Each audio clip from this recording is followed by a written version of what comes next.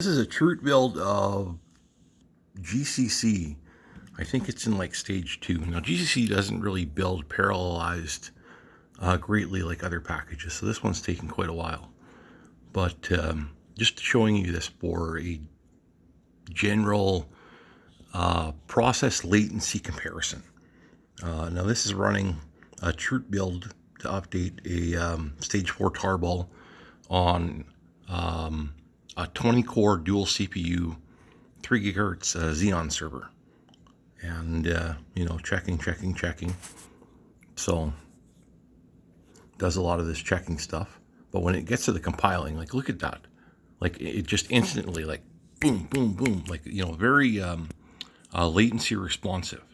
And that's typically what you get from Gentoo. That's Linux performance. That's where the performance is really realized. Like, it's just blazing through those commands. And, the type of command that's run against a certain type of software code, like, say, C code versus C++ code, can affect how involved completing those compile commands can be. So this is probably just basic C code that it's compiling at the moment. And you can see when it like enters a subfolder, right? That's running on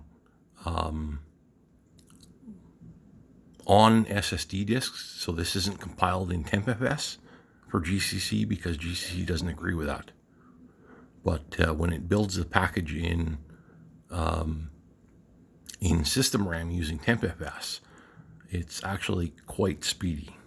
So maybe I'll do another video of this a little later on today after GCC builds, or maybe when something large is building. But yeah, that's what a 10-threaded parallelized build of GCC looks like when everything is CPU specific, more or less. Actually, this build isn't.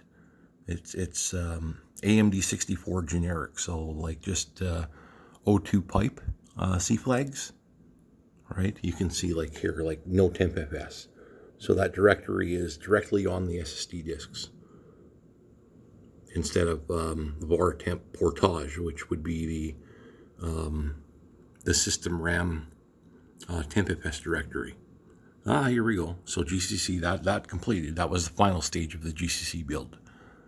And this is writing to ZFS dataset that's on mirrored Samsung 500 gig SSD disks.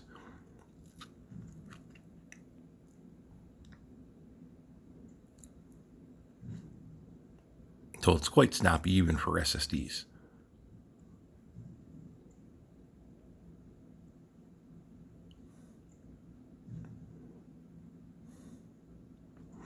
Now, I'm not sure what the next package is going to be. You might be asking yourself, what do you gain from watching this? Perspective. How do you have perspective on what you can expect without having that perspective? As far as gains on Linux performance with, good performing hardware.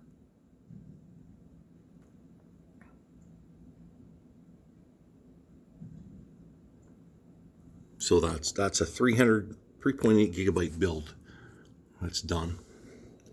We're on 335 of 1,631 packages, doing an update of a chroot build. And this is the consistency pass.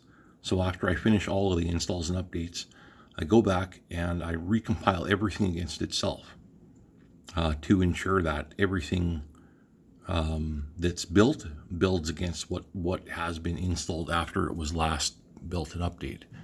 So there you can see it finished that entire build and, compiling the components of the build in pretty